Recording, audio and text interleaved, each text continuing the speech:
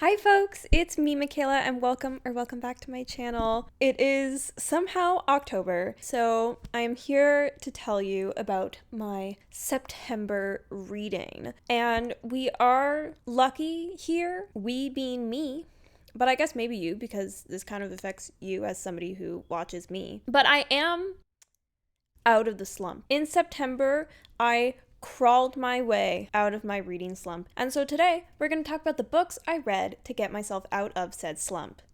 Yes. Wonderful. Fantastic. Let's just dive right in. There's no need for this to be filled with unnecessary fluff of me yapping, even though, as we know, professional yapper. In the month of September, I read a total of 3 books. One more than August, guys. Huge improvement, okay? Really getting out of it, okay? I'm succeeding. I am. Great feelings about October reading. So, this is just the beginning. But yes, I read 3 books in September. 2 of them were mystery books. 1 was a fantasy. And all of these books were physical reads that I owned and were new to me. I ended up reading 1,236 pages in September, which averages to about 412 pages a book and 41 pages a day, which is much closer to my usual average of about 50 pages a day for a month. That's my usual baseline. I'm not in a slump. I'm not on a high. Just my baseline reading when things are just fine is usually about 50 pages a month, I feel. 50 pages a month. No, 50 pages a day in a month. But yeah, so I'm much closer to where I kind of expect my reading to be. And that's not with forcing myself to read.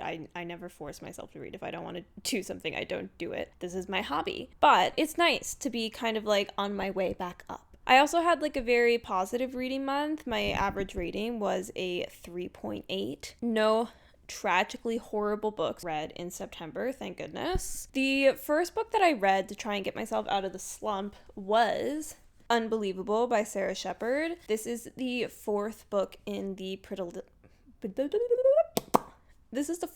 Pretty Little Liars series that I've been buddy reading with my best friend, and she had read this back in maybe late July or August, I don't know. But I finally had time to pick it up in September. I thought, this is a good book to pick up when I'm in my slump. You know, it's short, it's a mystery, it is YA, which is usually a little more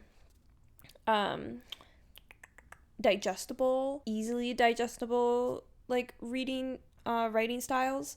Oh my god, why can I not speak a sentence today? What is wrong with me? But YA tends to be a faster read. As an adult, it's more easily digestible because it tends to use not quite as sophisticated language. You don't have the big brain as hard, for a YA. And it took me a while still to read this tiny little book, even though the drama was drama-ing in Pretty Little Liars.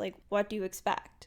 Nothing less than just all the drama all the time. So I ended up giving this one a 3-star. I feel all of the Pretty Little Liars books that I've read so far have been very just yeah, I read it, it was fine. None of them are that noteworthy, but they are kind of a nice thing to pick up in between some other reads. There's also definitely a lot of things that now talking would be I'm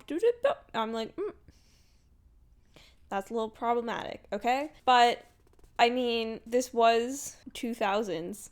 Man, the 2000s were difficult. When was this? Is this 2009? Okay, yeah, this one's 2009. It's just when you think about culturally, where we were in 2009, this is very 2009. And it's fun to read, and then it's fun to complain about, and I will be reading more of them. I don't think I'm gonna buy the rest of the books because I think that digitally it should still be all of the original writing from the 5th book onward. I bought the first 4 secondhand because they've been rewritten to be moved into present day 2020s. And me and my friend were like, ew, no, we don't want to read these. We want to read the original books from the early 2000s. We don't want to be reading about TikTok and Pretty Little Liars. No, thank you. I did read that. I made it through. And then I was trying to think of what another book would be. I made a fall TBR to try to just like see what am I feeling like drawn towards on my bookshelf, what genres, what age groups, what book specifically am I thinking, that might be something that I might want to pick up. And I also decided that, girl, you really need to do a reading vlog because I haven't been reading books and you are a booktube channel, so you need to do reading vlogs. And I picked up Heir by Sarah J. Maas. This is the third Throne of Glass book. She is actually quite chunky, though I feel like she doesn't physically look that chunky, but like 560 pages, like that's a big book. That's like getting near brick territory of bookage. But I did do another Throne of Glass reading vlog. If you don't know, I have been vlogging for every book that I read. As I'm reading the series for the first time, I yap a lot in all of those. You can hear a lot more of my thoughts on this book over there, but I did give this a 4-star. I felt like overall it was like a solid fantasy book. However, there is like a POV that's in this book that feels very disconnected from the storyline of all the other POVs that you're reading, and it felt just like very like disjointed to me. It didn't help that I also didn't like that POV, and so then every time it came up I was like, can this not be here? And I felt like I kind of slowed down the plot overall because there were so many storylines going on. And as much as I understood that like, yeah, there's like different things happening in different places, but they're happening at the same time, like simultaneously, so you kind of need to follow all of it, I also just still felt that like this POV that I hated just didn't need to be there. And I think I would have liked the book more if it wasn't. There we go. I do have questions now. I want to read the next book. This is what like Throne of Glass always does to me. I like read it. I think, wow, did anything really happen in that book? But then the ending really hooks me and then I want to read the next book. And like they are very entertaining. And sometimes I just want to be entertained. That's what they're here for. And I love it. So then the final book I read in September was A Murderous Relation by Deanna Raybourn. This is the 5th book in the Veronica Speedwell mystery series. This is my favorite historical cozy mystery series. Veronica and Stoker and their banter and the humor and the writing style of this book series is just like everything to me. And for some reason that I cannot tell you or myself, I just don't read these very often. I read A Dangerous Collaboration, which is the 4th book, at the beginning of 2024. I gave it 5 stars. I love this series. I gave this one 4.5, okay? Did not read it until almost 2 years later. Like, why am I not reading more of these books? It doesn't make sense. I don't know why I'm like this. Somebody help me. I thought this one was like really interesting and fun because it was taking more of like real history and then applying a fictional story into it. The series takes place mainly in London in the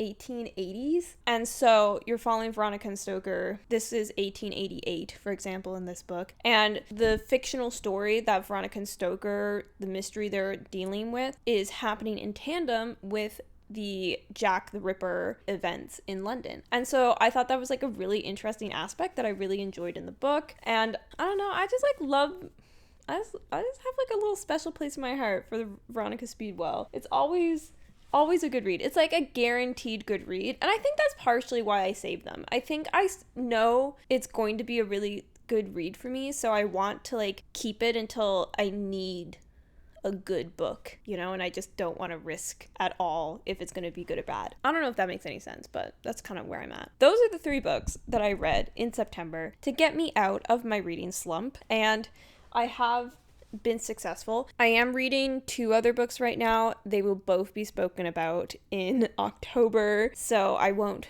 reveal anything right now. If you do want any spoilers on what I'm reading, you can follow my Fable or my Goodreads or my Storygraph. I still have all 3 for some reason, and I really shouldn't because that's a lot. But I do live update all of my reading on those book tracking apps, so you can always check it out there. But I do hope you like this video, and if you do, give it a little like, give it a little thumbs up. If you happen to like me, consider subscribing. I'd be happy to have you. How do you get yourself out of a slump? What kind of books do you tend to read when you're getting out of a slump? If you have any thoughts on the books I've read, let me know. What was the best book you read in September? Any thoughts and feelings, let me know. And with that, I will see you in the next one, and I hope you're having a wonderful day today. Bye-bye.